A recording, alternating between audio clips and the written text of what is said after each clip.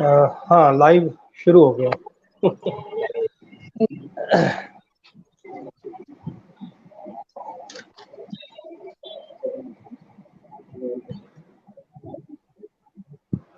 جی ناظرین آداب. میں عرفان عارف تحریک بقائے اردو کے فیس بک پیج سے لائیو ہر شام کی طرح آج بھی 5 بجے آپ کے روبرو ہیں. آج ایک نئے مہمان کو لے کر. آپ جانتے ہیں کہ ہر روز ہم چاہے وہ شاعر ہو، ادیب ہو، مصنف ہو، محقق ہو، افسانہ نگار ہو، ناول نویس ہو،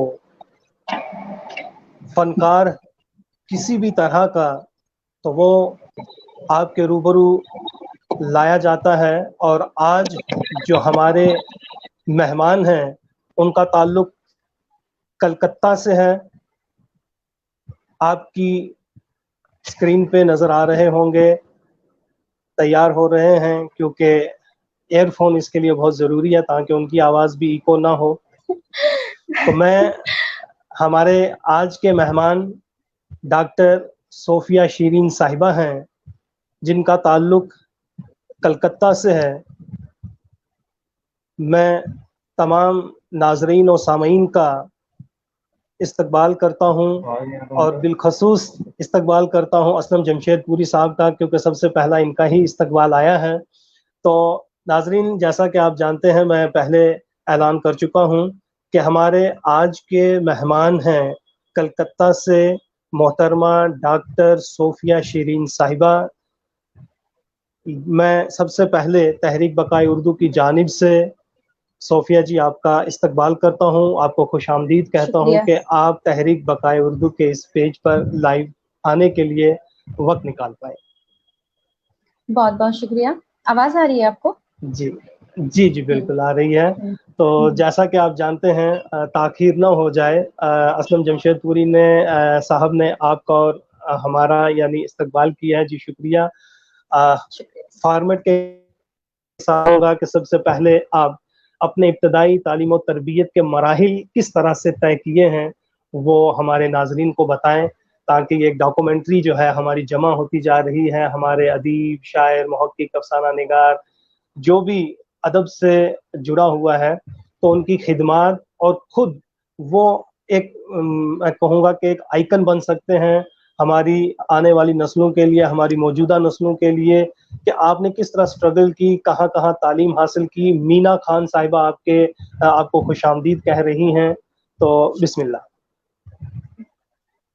شروع کرتی ہوں اس پروردگار کے نام سے جس نے آج یہ دن دکھایا کہ میں آج کے آپ سبوں کے روبرو ہوں. آواز پوری آ رہی ہے کیا کہ میں سے جی پکڑی جی رہوں؟ بالکل. نہیں آ رہی ہے آ رہی ہے. تو سب سے پہلے تو شکریہ بقائے اردو تحریک کے کارکنوں کا، عرفان صاحب آپ کا بھی، شکریہ کہ آپ نے آج مجھے شکریہ. مدعو کیا، جبکہ میں نے آپ کو کہا ہی تھا کہ میرے پاس تو کہنے کے لیے کچھ بھی نہیں ہے، تو آپ مجھے کیوں مدعو کر رہے ہیں. لیکن چلیے ٹھیک ہے، آپ نے مجھے حوصلہ دیا تو میں آ گئی ہوں. اور جی جی اپنے بارے میں کہنے سے پہلے مناسب ہوگا کہ جن کی وجہ سے میں اس دنیا میں آئی ہوں میں ان کے بارے میں تھوڑا بتا دوں. میرے دادا جان بہت چھوٹی عمر میں نوادہ شریف سے کلکتہ آ گئے، اور یہیں پر میرے پاپا کی بھی پیدائش ہوئی، میرے والد محترم کی. میرے والد محترم اپنے سب بھائی بہنوں میں سب سے چھوٹے تھے. بہت چھوٹی عمر میں میرے پاپا نے اپنے والد صاحب کو کھو دیا، اور وہ ٹیوشن پڑھاتے ہوئے انہوں نے پوری تعلیم پوری کی اور اسکول میں ملازمت کی. میری امی جان کیسے میں بتاؤں کہ کہنا نہیں چاہیے سب چیزیں ابھی جو حالات ہیں ہندوستان کے، لیکن میری نانا نانی جان جو تھے وہ لوگ بٹوارے کے بعد مشرقی پاکستان چلے گئے تھے، اور پھر اس کے بعد میری امی جان وہیں مطلب ہیں. اور 72-73 کے بعد جو سیاسی حالات بدلے تو میرے ننیحال والوں نے بہت سہا، اس کو بہت اتھل پتھل ان کی زندگی میں مچی، اور وہ لوگ وہاں سے آ گئے. میرے بڑے ماموں جان جو کہ انجینئر تھے وہ مغربی پاکستان گئے، پھر وہاں سے امریکہ چلے گئے، اور میری امی جان یہاں آ گئیں. اور یہاں پر میرے پاپا سے والد صاحب سے ان کی شادی ہوئی. تو اس طرح سے آپ دیکھیں گے کہ دو حالات کے مارے, دو قسمت کے مارے لوگ ایک دوسرے سے جڑ کر ایک دوسرے کے ساتھ انہوں نے اپنا ازدواجی سفر شروع کیا. اور پھر بھائی جان دنیا میں آئے, بھائی جان, ہم لوگ 2 بھائی بہن ہیں. اس کے 2 سال بعد میں اس دنیا میں آئی. ایک جاڑے کی ایک کڑکڑاتی ہوئی شام میں 28 دسمبر کو میں اس دنیا میں آئی. سب نے کہا کہ 2-3 دن انتظار کرتے تھی, لیکن مجھے آنے کی جلدی تھی تو میں 3 دن پہلے ہی آ گئی. اور خیر سے آ گئی تو میری ابتدائی تعلیم, چونکہ میرے پاپا اسکول ٹیچر ہیں تو ان کے اسکول میں ہی شروع ہوئی.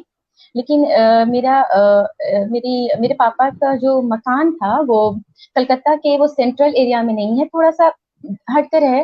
وہ اس ایریا میں کوئی ہائی اسکول نہیں تھا. پاپا جس اسکول میں پڑھاتے تھے وہاں کلاس 8 تک کی تعلیم ہوتی تھی, تو وہاں یہ ہوتا تھا کہ لڑکے لڑکیاں سبھی وہاں اسکول میں پڑھتے تھے. اس کے بعد لڑکے دور دراز والے اسکولوں میں چلے جاتے تھے, لیکن لڑکیاں نہیں جا پاتی تھیں, کیونکہ وہاں سے میں آپ کو 30 سال پہلے کی بات بتا رہی ہوں, 30-35 سال پہلے کی. تو اس وقت بچیاں نہیں جا پاتی تھی, حالات بھی ایسے تھے. تو لڑی بچیاں وہ 7-8 کلاس تک پڑھنے کے بعد پرائیویٹ ایگزام وغیرہ دے کر گھر بیٹھ جاتی تھی یا شادی ہو جاتی تھی ان کی. اور لڑکے جو ہیں وہ سائیکل وغیرہ کے ذریعے پیدل کہیں دور جاتے تھے اسکول. لیکن میں جب 7 کلاس میں نے پاس کیا تو پاپا نے مجھے اسکول میں ڈالا, اور میں روزانہ صبح 5 بجے اٹھ کر 6 بجے نکلتی تھی اور پیدل چل کر 7 بجے اسکول پہنچتی تھی. تو میں پہلی وہ لڑکی تھی جنہوں نے میں نے باہر دوسرے اسکول میں دور جا کر ایڈمیشن لیا اور روزانہ 1 گھنٹے کا سفر کیا. اور آتے وقت بھی ویسے ہی ہوتا تھا. یہ راجہ بازار کا اسکول ہے, بیت المال گرلز ہائی اسکول. تو میں یہ بھی آپ کو بتاتا چلوں کہ اس وقت خورشید انصاری صاحب, بلبیر کوتوال صاحب, تیجندر سنگھ صاحب, محمد ابرار صاحب, طلعت سروہا صاحب اور والا جمال جو ہیں, یہ تمام ناظرین جو آپ کو دیکھ رہے ہیں اور آپ کو خوش آمدید کہتے ہیں. سب کا شکریہ. تو میرا تعلیمی سفر یوں آگے بڑھتا رہا. میں نے 10 کلاس سے پاس کیا. 11-12 میں نے سیٹ سورج مل جالان کالج سے پاس کیا, اور لیڈی بوبون اور مولانا آزاد دونوں ہی میں نے ایڈمیشن کے لیے اپلائی کیا. لیکن لیڈی بوبون میں میری وہاں وہی مسئلہ تھا, وہاں سے جانے آنے کا مسئلہ. ایسے ایریا میں وہ پاپا رہتے تھے کہ جہاں سے سواری کا بھی انتظام نہیں تھا. تو مولانا آزاد کالج میں ہی میں نے گریجویشن پورا کیا. اور 2020 میں میرا گریجویشن ابھی پورا بھی نہیں ہوا تھا کہ وہ دیکھ رہے ہیں ان سے میرے رشتہ لگا, اور رزلٹ آنے سے پہلے ہی میری شادی ہو گئی, ان کو پتا ہے. اور میں نے بہت واویلا مچایا, مجھے نہیں شادی کرنی. تو امی بولی کہ جاؤ شوہر پڑھائے گا. تو انہوں نے پڑھنے میں مدد کی نا. بالکل بالکل. اسی سال میرا ایم اے میں ایڈمیشن ہوا. میں نے ان کو بتایا کہ میری خواہش ہے میں پڑھنا چاہتی ہوں, تو انہوں نے میرا ایڈمیشن بھی کروایا. بیچارے نے بہت سہا بھی ہے میرے لیے. تو خیر سے میرے ایم اے میں دیکھ رہا تھا کہ آپ نے ایم اے کے دوران ہی میرے خیال نیٹ بھی کیا ہوا ہے, نیشنل ایلیجیبلٹی ٹیسٹ بھی آپ نے کلیئر کیا. جی, ایم اے کر رہی تھی تو گریجویشن جیسے ہی ہوا تو شادی ہوئی. ایم اے ہوا 2002 میں تو بڑے صاحبزادے آ گئے, اور پھر 2-3 سال کا گیپ ہو گیا میری پڑھائی میں. اور پھر میں نے 2006 میں جب نیٹ کے لیے تیاری کی اور ایگزام دیا تو چھوٹے صاحبزادے آ گئے. تو اس کے بعد 2007 میں میں نے میری نوکری لگی سب سے پہلے سری رام پور گرلز کالج میں as a full time contractual. تو چونکہ بہت دور تھا سبوں نے منع کیا, لیکن مجھے یہ لگا کہ یہ میرا پہلا رزق کا معاملہ ہے جو خدا کی طرف سے آیا ہے, تو مجھے انکار نہیں کرنا چاہیے. میں نے قبول کر لیا. اور بچے چھوٹے تھے, چھوٹے والے بیٹے صاحبزادے 1 سال کے تھے, تو مجھے میری امی کی جان کے پاس رہنے لگا. میرے محبوب والدین نے بہت مدد کی میری, اور اس طرح سے میں نوکری اپنی برقرار رکھ پائی. لیکن 2010 میں جب میری امی کینسر سے جوجھتے ہوئے انتقال کر گئیں تو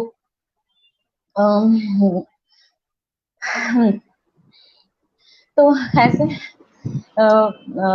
مجھے جو سپورٹ تھا ماں کا وہ مجھ سے چلا گیا, اور میں نے یہ نوکری مجھے چھوڑنی پڑی.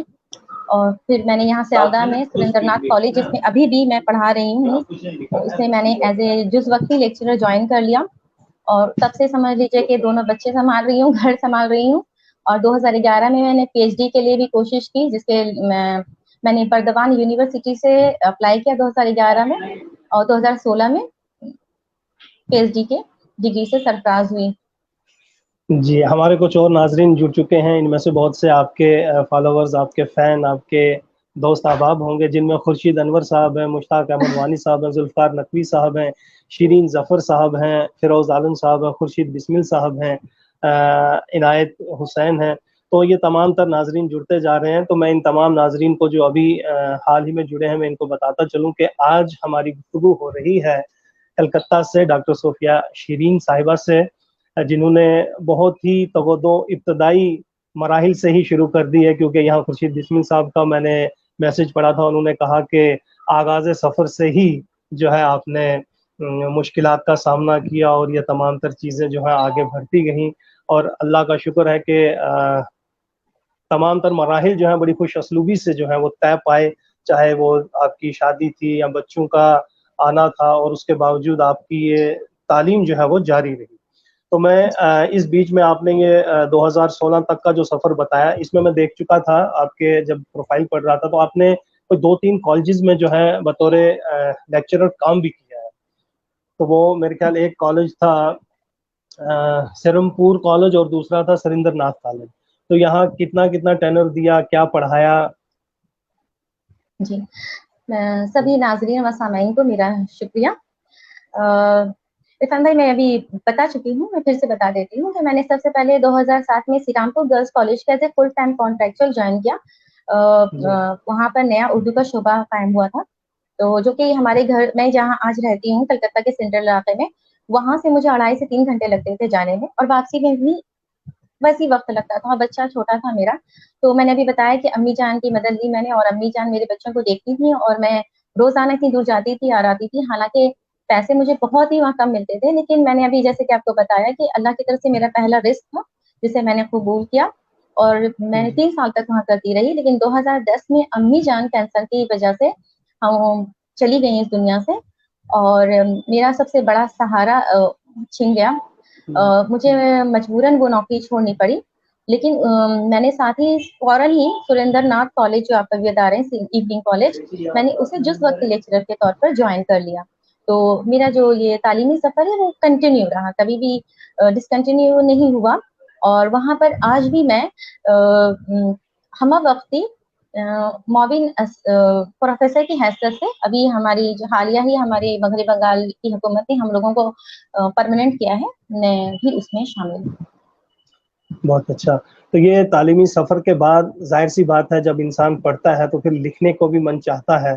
تو یہ جو تعلیم کے بعد جو علمی ادبی سرگرمیاں رہیں، اس میں پہل کہاں سے ہوئی؟ کیونکہ میں دیکھ رہا تھا آپ نے افسانے لکھے بھی ہیں، افسانوں پہ کام بھی کیا ہے، خاکوں پہ بھی کام کیا ہے، خود آپ پی ایچ ڈی کر چکی ہیں. پی ایچ ڈی کا عنوان کیا تھا؟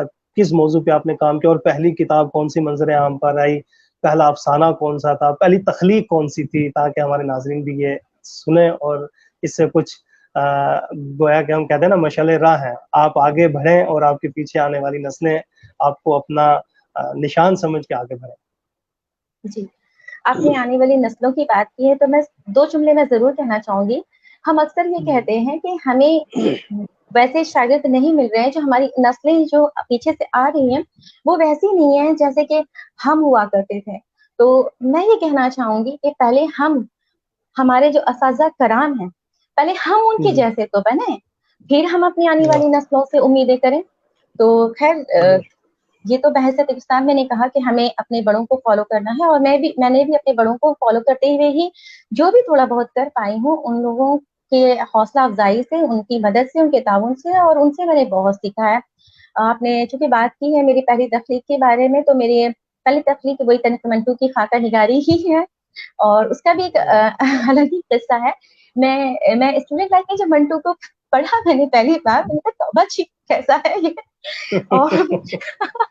اور سلیبس میں تھے تو میں نے ٹھنڈا گوشت ہی پہ پڑھ لیا تھا، اور لاہور والا کر کے رکھ دیا. اس کے بعد کبھی نہیں پڑھا میں نے میں اس کو پڑھوں گی نہیں. ہمیں بھی گندا اکثر آدمی. جو ہے جب ہم بھی ایم اے کر رہے تھے تو یہی 5-6 کہانیاں، توبہ ٹیک سنگھ، ٹھنڈا گوشت، گو ہتک کھول دو، یہ چیزیں تھی. تو ظاہر سی بات، یا کالی شلوار، ہاں، اس کے آگے پیچھے ہمیں منٹو نظر نہیں آتے تھے. تو لیکن مطلب اس ان کے کی علاوہ بات زیادہ بہت، ہوتی تھی. ہاں ہاں तो हम लोग के पहली नजर में वो पढ़ जा रहा था, तो खैर मैंने वो सारे पढ़ लिए, तो मैंने कहा तो अच्छी मजे से जिंदगी में नहीं पढ़ना क्या क्या, तो खैर से वो हो गया। लेकिन जब मैं पीएचडी के लिए मैंने अप्लाई किया, तो वहां पर एक ये था कि आप पहले क्लासेस करेंगे 6 महीने, उसके बाद एग्जाम देंगे, उसके बाद एक आपको प्रोजेक्ट वर्क दिया जाएगा, वो प्रोजेक्ट वर्क आप सबमिट करेंगे, वाइवा देंगे, देन आप अपने मेन प्रोजेक्ट पे काम कर पाएंगे। तो उस वक्त 1912 में मंटू पैदा हुए हैं, तो 2012 में मंटू सदी बनाई जा रही थी। तो मैंने बिल्कुल। थोड़ा सा मंटू को उस वक्त पढ़ा, वो रिसालों वगैरह में पढ़ा, तो मैंने देखा कि उन पर अफसानों पर ही बात होती है, और देखा कि मैंने उन्हें खाके भी बहुत लिखे हैं। तो मैंने कहा एक छोटा मोटा सा प्रोजेक्ट वर्क है, तो मैं क्यों ना खाकों पर काम करूँ। तो मैंने अपने निगरान से बात की शाहिद अख्तर साहब, तो उन्होंने कहा बहुत अच्छा तुम्हारा ख्याल है, तुम इसे जरूर कर लो। तो उसी वक्त मैंने मंटू को पढ़ा और बहुत पढ़ा, और मैंने मंटू को, जिसको कहा था तौबा छीन से मैं नहीं पढ़ूंगी कभी, मैंने उसे पढ़ा और मैंने उसकी तमाम अफसाने, मतलब लगभग मैंने इसे पढ़ लिया। और पढ़ने के बाद जो मैंने मंटू को पाया है, तो, मतलब मैं बता नहीं सकती कि मंटू जैसा हकीकत निगार कौन उसे कहेगा कि वो जिन्स निगार है। सबसे पहली बात तो यही है कि अदब में कुछ फहश होता ही नहीं है, और जो फहश होता है वो अदब नहीं होता है। तो अगर मंटू अगर अदब का हिस्सा है, तो मतलब है वो फहश नहीं है। बस इतना ही उनके लिए कहना काफी है, ज्यादा बहस मुबाहिसा की जरूरत ही नहीं है। अगर उनके अफसाने अदब का हिस्सा है, इसका मतलब है कि वो पोर्नोग्राफी नहीं है। अगर होती तो वो अदब का हिस्सा कैसे होते, वो एक लेजेंड कैसे होते। तो मैंने वहां से वह मंटू कि को पढ़ा। इंसान के सोच की है, इंसान के मयार की बात है कि वो यानी मस्बत सोच रहा है या मनफी सोच रहा है। तो आपने नहीं नहीं, इसका मंटू ये को मतलब नहीं है कि मैंने कॉलेज लाइफ में पढ़ा तो मैंने मैं सही सोचती। लेकिन मैं मैं आपको बता यहाँ रही एक बताता स्कूल। चलूं कि जी जी, मैं आपको बताता चलूं, वला जमाल साहिबा ने आपको कहा है कि मैं आपको देखती हूँ तो कलकत्ता याद आ जाता है। तो बहरहाल वो लगातार आपको देख रही हैं। खुर्शीद अनवर साहब आपको सुन रहे हैं, निखत परवीन साहिबा हैं, नईम अनीस साहब हैं, सबा शाजली साहिबा न्यूजीलैंड से हैं, सना अशरफी हैं, परवेज शहरियार साहब हैं, गुलाम सरवर साहब हैं। तो ये तमाम लोग आपको मुबारकबाद दे रहे हैं कि आप बहुत खूबसूरत गुफ्तगू कर रहे हैं, क्योंकि मैं लगातार एक एक अगर सवाल पढ़ता जाऊंगा तो आपकी गुफ्तगू रुकती जाएगी। लेकिन वला जमाल साहिबा का ये था कि आपको देख के कलकत्ता याद आता है। तो इशफाक भट्ट साहब जो अक्सर हमारे मेहमानों के जो है पोस्टर जो है वो शेयर करते रहते हैं, तो वो भी आपको अस्सलाम वालेकुम कह रहे हैं। तो वालेकुम जी जी, तो सभी का शुक्रिया वाला। आपको आपको मुझे देखकर कलकत्ता याद आ रहा है, वरना फेसबुक पे तो आप ही हम लोगों को कलकत्ता याद दिलाती रहती हैं। बहुत बहुत शुक्रिया। हमारी गुफ्तगू हो रही थी मंटू की खाका निगारी पर, तो हाँ जी मैंने जी उस जी वक्त मंटू पर काम किया। और जब मैंने उसको पूरी तरह से मुकम्मल नहीं हुआ था काम, उसे मैंने जब सबमिट किया और उस पर वाइवा आया, तो वाइवा के दौरान रईस अनवर साहब और दूसरे साथी कराम ने कहा कि सूफिया तुम इस काम को मुकम्मल कर लो, पूरी तरह से मुकम्मल करके तुम इसे किताबी शक्ल दे दो, काम ठीक ठाक सा हुआ है।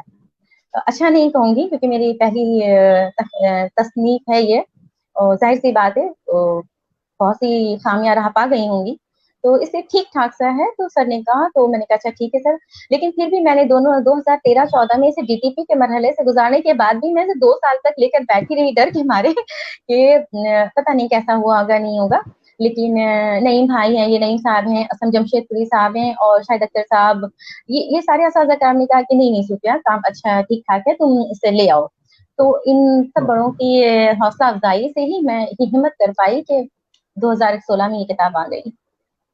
अनीस साहब हमेशा हर एक को हौसला अफजाई देते रहते हैं, करते रहते हैं। जी अभी भी वो हौसला अफजाई ही हमारी कर रहे हैं, लगातार देख रहे हैं। अहमद अली जौहर साहब देख रहे हैं, अंजम साहब देख रहे हैं, सना अशरफ मुझे लगता है आपके शायद तालिब इल्म हैं, शागिर्द हैं, तो वो भी आपको मैम मैम कह के कह रहे हैं। तो जी हाँ। तो इस दौरान तजिंदर सिंह साहब उन्होंने कहा कि पोर्नोग्राफी भी गोया कि हमारे अदब का एक हिस्सा बना है या बनता जा रहा है। तो ये तमाम तर यानी जहां आपने मंटू की खाका निगारी की बात की, तो वहां आपने शीन मुजफ्फर पूरी पे भी बहुत काम किया है, गोया कि आपका पीएचडी भी उन्हीं पे है। जी हाँ, मेरे मेरा पीएचडी का मौजू शीन मुजफ्फरपुरी है। शुरू से ही मेरी मतलब ये कोशिश रही कि मैं उन पर काम करूं जिन पर नहीं हुआ है, या किसी अदीब के उस गोशे पे काम करूं जिस जो अभी तक तिश्ना है या अदब में उस पर कुछ काम नहीं हुआ है। तो इस सिलसिले में मैंने बहुत सारे نام میرے ذہن میں آئے تھے، سالک نقوی صاحب، جاوید نہال صاحب اور شین مظفر پوری صاحب بھی میرے ذہن میں آئے. تو جب میں نے اپنے نگراں سے بات کی تو انہوں نے کہا ہاں کر لو، ان پر کوئی کام نہیں ہوا ہے. اور میں نے دیکھا کہ ان کے 10 افسانوی مجموعے، ایک ڈرامے کا مجموعہ، خاکوں کا مجموعہ ہے، شاعریوں کا مجموعہ، 4 ناول، اور زبان و ادب کے مدیر رہے ہیں. شین مظفر پوری پٹنہ سے نکلتا ہے زبان و ادب، اور اس کے عرصے تک وہ مدیر رہے ہیں. تو صحافتی خدمات بھی ہیں، ادبی خدمات بھی ہیں. تو جب میں نے ان کو پڑھا تو مجھے لگا کہ کیوں نہیں ہوا ان پر کام، مجھے کرنا چاہیے. حالانکہ کچھ لوگوں نے کہا کہ مت کرو ان پر کام، کچھ اچھا مقام نہیں ہے ان کا ادب پر. تو مجھے مشورہ دیا گیا کہ دیکھو تم تو ابھی لکھ رہی ہو صوفیہ، تم ایسے لوگوں پر کام کرو جو تمہاری پہچان بنائیں، مشہور لوگوں پر کام کرو، تم مشہور ہو جاؤ گی. تو پھر پتہ نہیں میرے ضمیر نے گوارا نہیں کیا. میں نے کہا ٹھیک ہے، جن پر نہیں، مشہور لوگوں پر تو بہت سارے لوگ کام کرتے ہی ہیں، چلیے ان پر کام کر کے دیکھتے ہیں. میں مشہور ہوں گی نہ ہوں گی، کم سے کم شین مظفر پوری کو تو لوگوں کو یاد دلاؤں گی کہ ہاں وہ بھی ایک افسانہ نگار، ناول نگار تھا. تو پھر میں نے ان پر کام کیا. ان پر کام میرا 2000 میں جیسے بتایا میں نے کہ 2016 میں اوارڈڈ ہو چکی ہوں. اس کے بعد مجھے خیال آیا کہ ان کے 10 افسانوی مجموعے ہیں، لیکن سارے میں جب تحقیق کر رہی تھی تو میں نے اکثر لوگوں کو کہتے سنا کہ ان پر لکھا نہیں گیا، لیکن مجھے 40 سے 50 مضامین ملے ان کے اوپر. تو میں نے دیکھا کہ اس کو یکجا کیا اور میں نے کہا کہ کچھ اور مضامین لکھوائیں، اور ان کو یکجا کر کے کتابی شکل دے دی. شین مظفر پوری ایک ہمہ جہت شخصیت کے عنوان سے اس میں ان کے تمام گوشوں پر مضامین موجود ہے. اور دیکھا کہ 10 افسانوی مجموعے ہیں ان کے، لیکن وہ سارے مجموعے نایاب ہیں. میں تحقیق کے دوران میں پٹنہ بھی گئی، اور خدا بخش لائبریری میں بھی کہا گیا کہ یہ مجموعہ ہم لوگ آپ کو نہیں دے سکتے، یہ ایک ہی ہے ہمارے پاس، یہ کہیں نہیں ملے گا آپ کو، تو آپ کو اسے بیٹھ کر لکھنا ہے یا تھوڑے تھوڑے زیروکس کر کے ہم دیں گے. تو بہت ہی مشکل سے میں نے تمام چیزوں کو اکٹھا کیا، مواد کو پی ایچ ڈی کرنے کے لیے. تو جب میں نے دیکھا کہ جب ایسا یہ حال ہے ان کا کہ ان کی چیزیں کھوتی جا رہی ہیں، گم ہوتی جا رہی ہیں، ایک دن ایسا آئے گا جب منٹو کے افسانے ڈھونڈیں گے، سوری شین مظفر پوری کے افسانے ڈھونڈیں گے تو ملیں گے نہیں. تو مجھے لگا کہ نہیں، میں 10 مجموعوں کو تو میں نہیں لا سکتی، پر ہاں ان کے کچھ بہترین افسانے ہیں جن کا میں انتخاب اگر لے آؤں تو کم سے کم لوگ آج کے لوگ انہیں پڑھیں گے. تو 20 افسانوں کا انتخاب، یہی تحقیق کا معیار ہے اور یہی تحقیق کا فن ہے. آج کے ہمارے بہت سارے اسکالرز جو ہیں، میں کیونکہ بہت سے لوگوں کے ساتھ جڑا بھی ہوں، آپ نے بھی دیکھا ہوگا بس کاپی رائٹ ہی ہے، چل رہا ہے، کٹ پیسٹ ہو رہا ہے.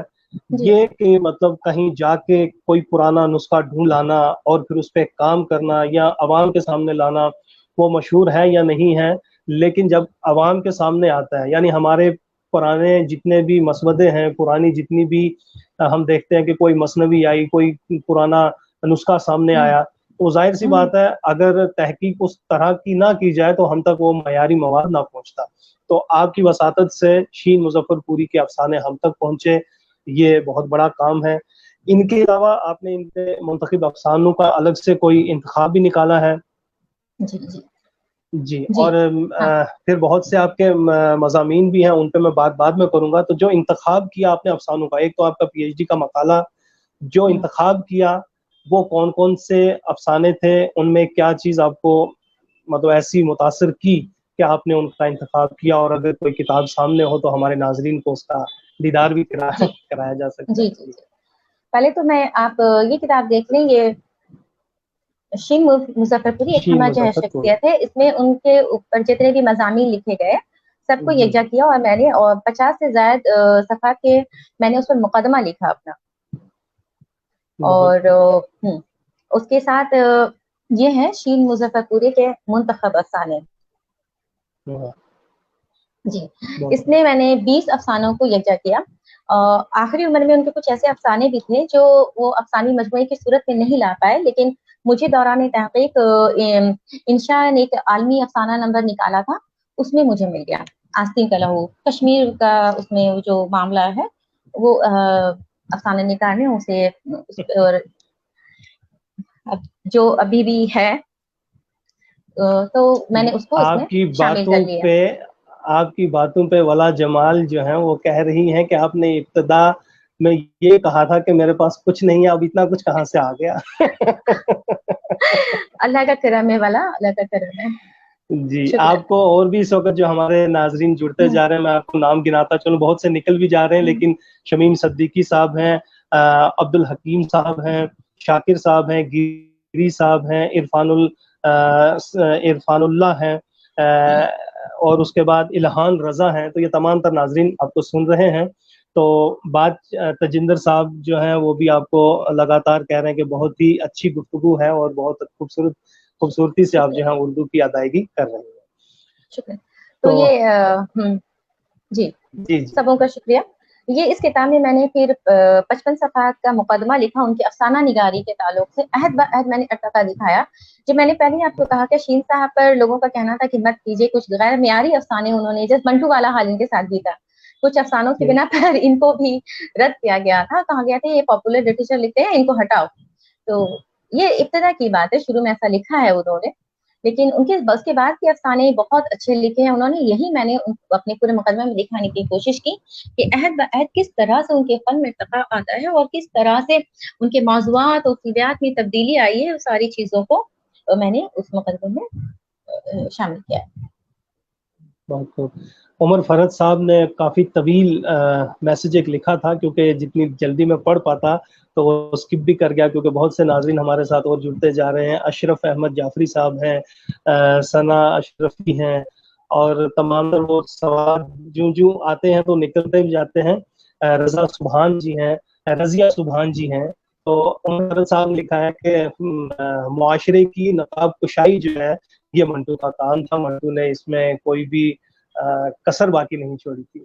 تو مضامین کے اعتبار سے آپ نے جہاں رابندر ناتھ ٹیگور کا یا شبلی نعمانی پہ, انتظار حسین پہ, منور رانا پہ, مجتبیٰ حسین پہ بہت سے آرٹیکلز میں نے دیکھے آپ نے لکھے ہیں.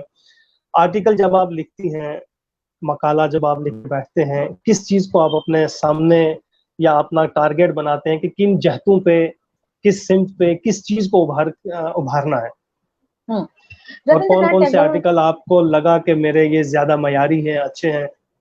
اچھا, رابندر ناتھ ٹیگور پر جو میں نے مقالہ لکھا ہے اس پر ایک رابندر ناتھ ٹیگور کا یہاں نمبر نکل رہا تھا, تو انہوں نے کہا کہ تم بھی ایک مقالہ لکھو. مغربی بنگال سے ایک حکومتی کا رسالہ نکلتا ہے, تو میں نے کہا کہ میں ان کے تعلیمی نظریے پر لکھوں گی, کیونکہ ان کا شانتی نکیتن, ہم سبھی جانتے ہیں رابندر ناتھ ٹیگور کا شانتی نکیتن, تو ان کا نظریہ کیا رہا تھا تعلیم کے لیے. تو اس کے لیے مجھے زیادہ تر انگلش کی یا بنگلہ کی بکس پڑھنی پڑی. اس کے لیے تو مجھے اردو کی کتابوں میں کچھ ملا نہیں. اس کو ہی پڑھ کر جو میں سمجھ پائی میں نے لکھا, لیکن وہ مضمون کوئی تجزیاتی یا تنقیدی نہیں ہے, وہ معلوماتی ہے. مواد وہاں سے میں نے جو سمجھ میں آیا, اب پہلے ہی آپ نے کہہ دیا ہے, آپ نے کہ ٹیگور, رابندر ناتھ ٹیگور پہ بہت کم ہے. اب تو حال میں اگر کتابیں لکھی گئی ہوں, یہی وجہ ہے کہ دوسری زبانوں کے جو ادیب ہیں, شاعر ہیں, انہیں اردو میں لانا یہ بہت بڑا کمال ہے, اور جس کی آپ نے پہل کی ہے بہت اچھا ہے, مبارکباد. تو ان کا تعلیمی نظریہ, اس میں کیا چیز آپ نے ظاہر کی؟ اس میں نے یہ دیکھا کہ ان کا جو تعلیمی نظریہ تھا وہ اس وقت, آج سے تو تقریباً سمجھیے 80-90 سال پہلے کی یہ ساری باتیں ہیں. اس وقت جو ہمارے ہندوستان میں ہمارا جو اسٹرن تعلیمی نظریہ تھا, انہوں نے بہت استفادہ کیا مغربی تعلیمی نظریے سے. رابندر ناتھ ٹیگور نے بہت استفادہ کیا تھا, اور ان خیالات کو, وہ ساری سوچ کو وہ ہمارے مشرق میں لانا چاہتے تھے, اور اسی کے تحت انہوں نے رابندر ناتھ, وہ جو شانتی نکیتن میں ہے یونیورسٹی, اس کی انہوں نے بانی. تو اس کے علاوہ جو آپ نے لکھے, جیسے انتظار حسین کے افسانوں پہ شاید لکھا ہے آپ نے. انتظار حسین کا ایک افسانہ ہمارے سلیبس میں تھا, تو میں بچوں کو جب پڑھا رہی تھی تو میں نے اندھی گلی ان کا ایک افسانہ پڑھا. تو اس کے لیے میں نے پھر انتظار حسین کو پڑھا.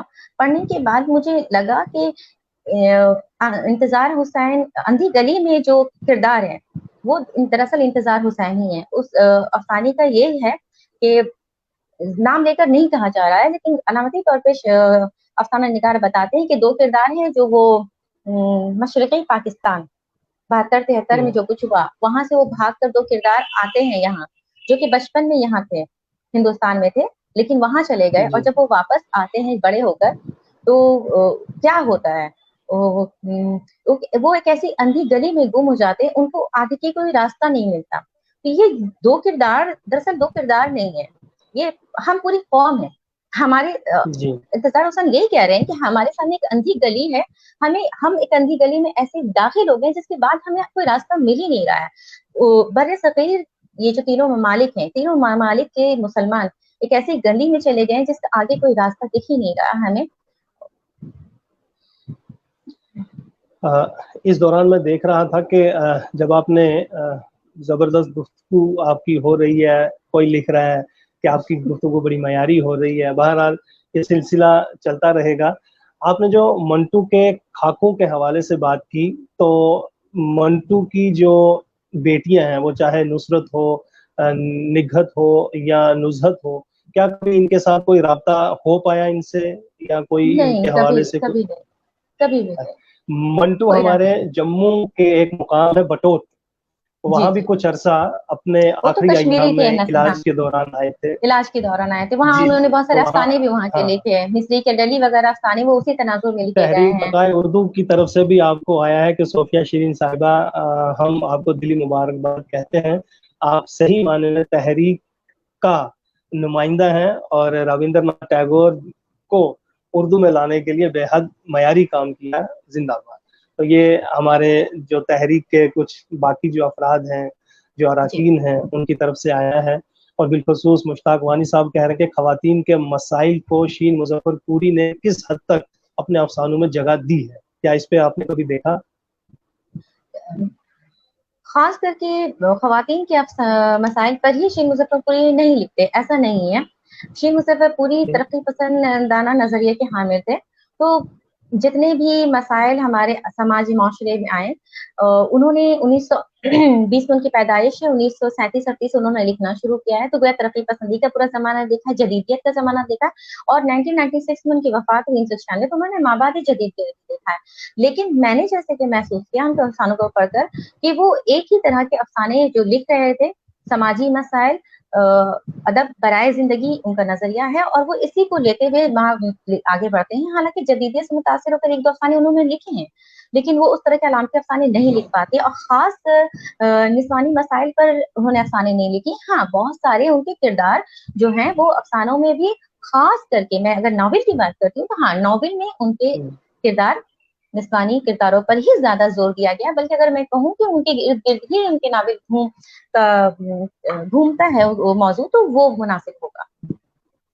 چاہے وہ ہزارہ جی بولے چاہے وہ ہزار راتوں کی منی ہو, یا چاند کا داغ کی سلطانہ ہو, یا انہوں نے ایک اور کہانی ناول لکھا ہے 3 لڑکیاں ایک کہانی, اور ایک انہوں نے ایک اور ناول لکھا ہے چھوٹا سکہ, جس میں کہ خود ان کی اپنی حالات زندگی ہے, وہ خود کردار کے طور پہ موجود ہیں اس میں.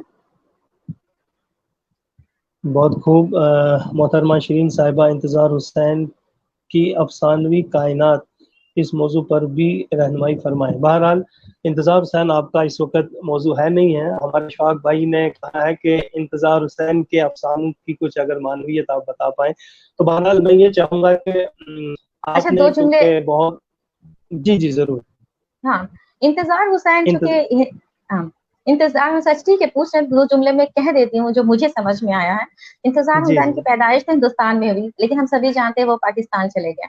تو یہ ہجرت جو ہے وہ انتظار حسین کے افسانوں کی جو داخلی کینوس ہے, داخلی ان کے پورے فن پر, یا کہیں کہ موضوع, داخلی موضوع یہی ہے, ہجرت ہے.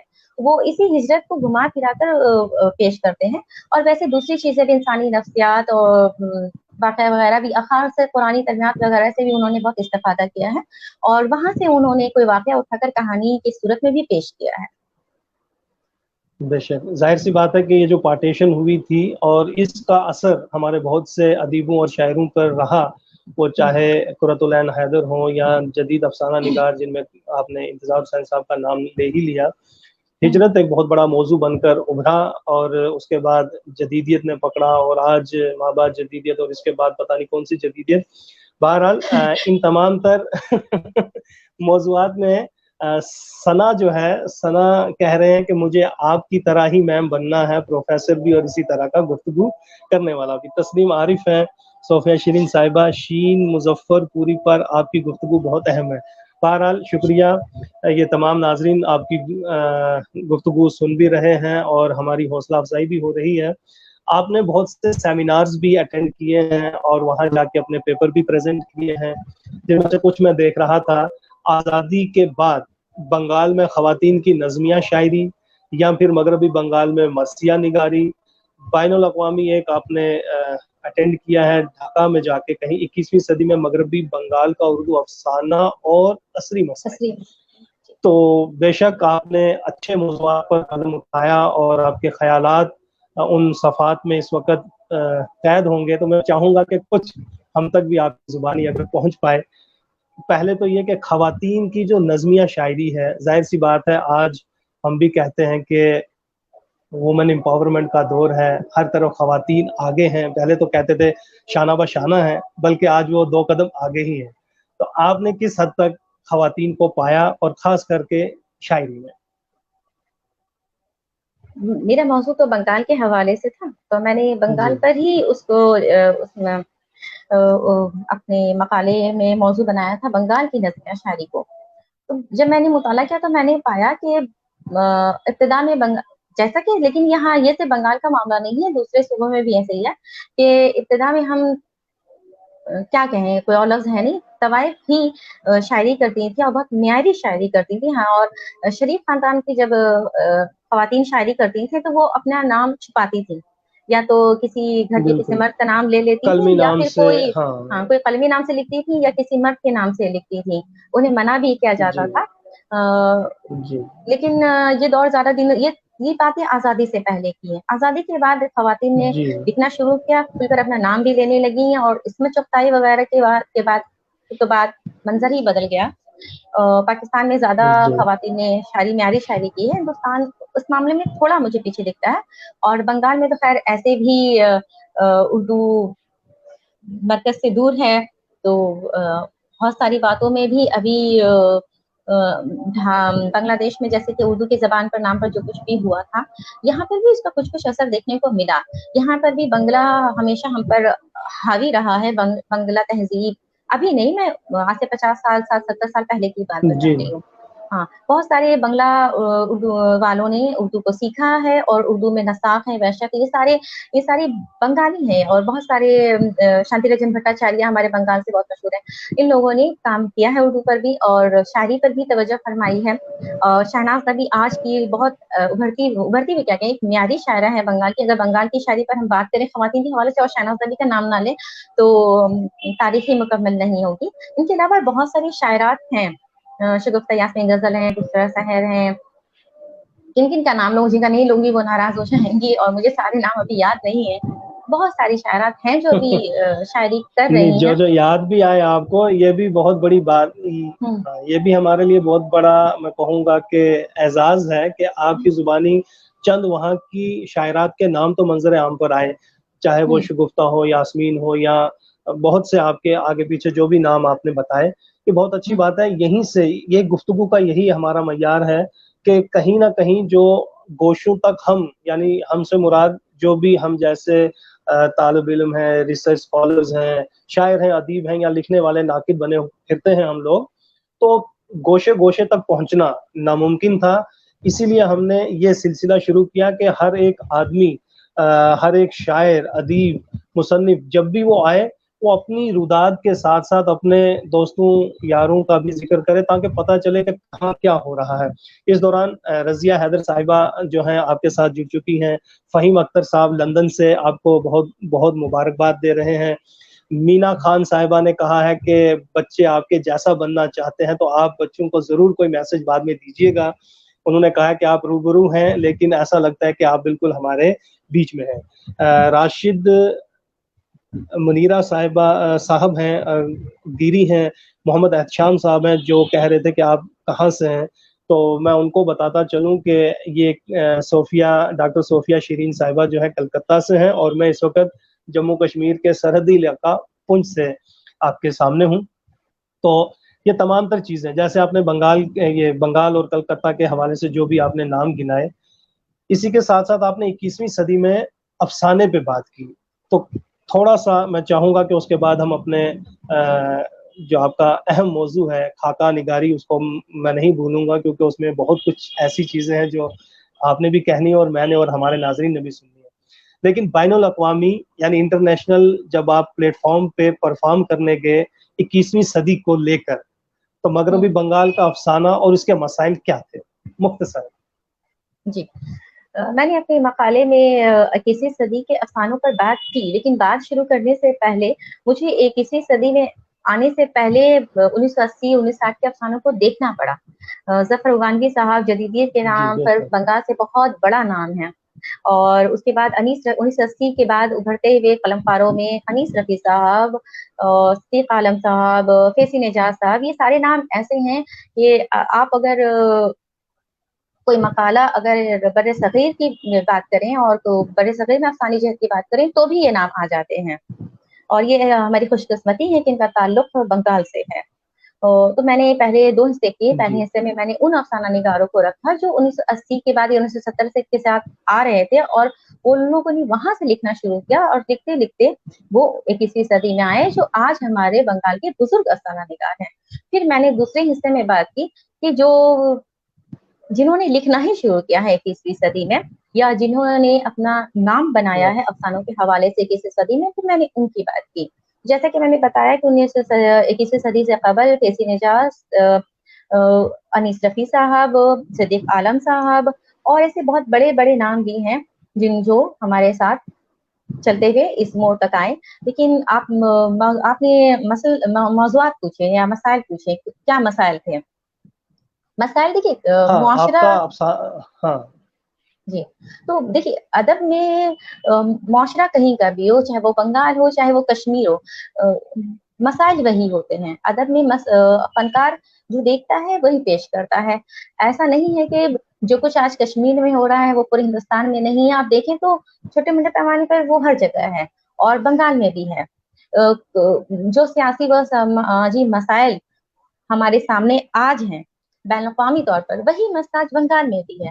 تو میں نے اس سارے مسائل کو وہاں ہم نے افسانوں کے حوالے سے دکھایا. لیکن میں نے کیا کیا کہ میں نے ہر افسانے نگار کو لے کر کن کے یہاں کون سا مسئلہ زیادہ اہمیت رکھتا ہے وہ دکھایا اور کوٹ کرتے ہوئے دکھایا. جیسے انیس رفیع کا افسانہ ہے کرفیو سخت ہے، وہ دکھایا میں نے. صدیق عالم کا افسانہ جانور ہے، اس کے حوالے سے انہوں نے انسانی نفسیات پہ بہت آج ایک بازار واد جسے ہم کہتے ہیں، والدین بھی بہت سیلفش ہوتے جا رہے ہیں، خود غرض ہوتے جا رہے ہیں، اس پر بات ہوئی ہے.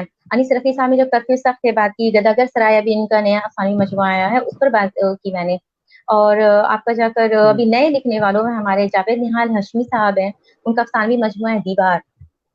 انہوں نے بھی آج کے بدلتے ہوئے نئے 21ویں صدی میں جو تکنیکی ہماری جو انٹرنیٹ آیا ہے ہماری زندگی میں، ہم تکنیک سے زیادہ جڑے ہیں، اور اس سے کیا کیا مسائل پیدا ہوئے ہیں، انسان کتنا بدل گیا ہے. 21ویں صدی کا انسان obviously 20ویں صدی کے انسان سے بالکل الگ ہے، جذباتی طور پر، نفسیاتی طور پر، اور محسوسات کے ہر لیول پہ وہ الگ ہے بالکل. تو اس کو کیا مسائل پیش آ رہے ہیں، آج ہمارے بچوں کو کیا مسائل پیش آ رہے ہیں، وہ دکھایا ہے. انیس رفیع کا سیاست پر بہت کمانڈ ہے، کیونکہ وہ گھومے ہیں، ریڈیو سے بھی منسلک رہے ہیں اور ٹی وی سے بھی. تو وہ جگہ گھوم کر کے انہوں نے سیاست پہ بات کی، لیکن بہت علامتی انداز سے وہ بات کرتے ہیں، وہ کھل کر اتنا بات نہیں کر پاتے. ریاض دانش صاحب ان کا ایک مجموعہ آیا ہے جو عواملی، وہ بھی بہت اچھا لکھ رہے ہیں. عظیم اللہ ہاشمی صاحب کا مجموعہ آیا ہے. یہ سارے نئے لکھنے والے اور بہت سارے نام ہیں جن کا ابھی گنانے بیٹھوں گی تو ایک فہرست تیار ہو جائے گی. یعنی بہت اچھا بہت اچھا. یہ کتابی صورت میں یا کہیں پبلش ہوئے ہیں کسی رسائل میں کہیں؟ ہاں اس سے پہلے جس مقالے کی ہم بات کر رہے ہیں، مطلب جو آپ نے بین الاقوامی کانفرنس میں پڑھا، تو یہ کسی کتاب میں یا کسی رسالے میں کسی جریدے میں مطلب شائع ہوا ہے ابھی؟ جی چلا گیا ہے، چھپنے والا ہے. شکریہ. تاکہ تمام ناظرین جو ہیں اس وقت آپ کو بہت مبارکباد دے رہے ہیں اور کہہ رہے ہیں کہ یہ جو انداز گفتگو ہے یہ کیسے آتا ہے، کیا کتابیں ہم پڑھیں تب آئے گا، یہ جواب آپ دیجیے گا. اور الہان رضا صاحب کہہ رہے ہیں کہ بہت اچھا، ایسا لگ رہا ہے کہ آپ ہمارے بیچ بیٹھی ہوئی بات کر رہی ہیں. تحریک بقائے اردو کی جانب سے بھی آیا ہے کہ ہم آپ جیسے، یعنی جو آپ سامنے ہمارے آج مہمان کی حیثیت سے ہیں، آپ جیسے لوگوں کو سن کر ہی نئے جو ریسرچ اسکالرز ہیں وہ کہیں نہ کہیں متاثر ہو رہے ہیں اور بہت خوبصورت جو ہے گفتگو جو ہے عوام تک پہنچ رہی ہے.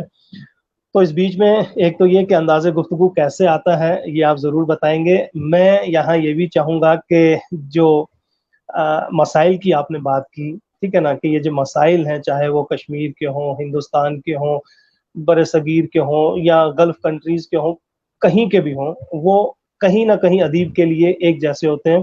کہیں نہ کہیں ان کے اندر تکرار ہوگی یا کچھ الگ سے کوئی نمائندہ کردار بن کر یا کوئی ایک موضوع خاص اہمیت کا حامل بن کے سامنے آتا ہے. میں جانتا ہوں کہ آپ خود بھی لکھ رہی ہیں, تو ہم چاہیں گے کہ آپ کے اسلوب سے بھی ہم واقف ہوں. آپ کس طرح کا لکھتی ہیں, آپ کے افسانے کا اگر کوئی ایک اقتباس ہو یا کوئی ایک مختصر افسانہ ہی ہمارے سامنے اس وقت آپ اگر پڑھ لیں تو ناظرین کو آپ کا اسلوب بھی پتہ لگ جائے. اچھا, 4 سے 5 منٹ لگ جائے گا مجھے افسانہ پڑھنے میں, تو کیا میں پڑھ سکتی ہوں؟ جی جی جی بالکل, 10 منٹ کی ہم غزل سن لیتے ہیں. نہیں نہیں نہیں, ویسا نہیں ہونا چاہیے, سامعین بور ہو جائیں گے. جی اچھا جی ہاں, آپ نے انداز گفتگو کی بات کی ہے, تو یہ ہر کسی کا اپنا ہوتا ہے, جیسے اسلوب اپنا ہوتا ہے نا, تو انداز گفتگو بھی سب کا اپنا ہوتا ہے, کوئی اسے بناتا نہیں ہے. میں نے 2017 میں ریڈیو جوائن کیا ایز اے اناؤنسر, تو میں انیس صفی صاحب وہاں پر ریڈیو میں تھے, تو وہ جب مجھے سنتے تو کہتے تھے نا صوفیہ تم ایسی بات کرنا. ہاں, میں نے کہا نہیں سر, ریڈیو میں تھوڑا سا بن کر بولنا پڑتا ہے. تو سر بولے نہیں نہیں, سب کا اپنا ایک انداز ہوتا ہے اور وہی اس کی پہچان ہوتی ہے. تم کبھی کسی کی طرح مت بننا, تم بالکل ایسے ہی رہنا, یہی تمہاری پہچان ہے. تو میں اپنے چھوٹوں کو یہی کہوں گی کہ آپ جو ہیں آپ ہی آپ ہیں, آپ کو کسی کی طرح بننے کی ضرورت نہیں, آپ کو میری طرح بھی بننے کی ضرورت نہیں ہے. بہت ٹھیک ہے, میں اپنا افسانہ شروع کرتی ہوں. جی جی. تو پھر تم نے کیا سوچا؟ حسب افسانے معمول کا میرے, عنوان اچھا پہلے بتا دیتی ہوں. جی, افسانے کا بالکل, عنوان ہے خبر کا اثر.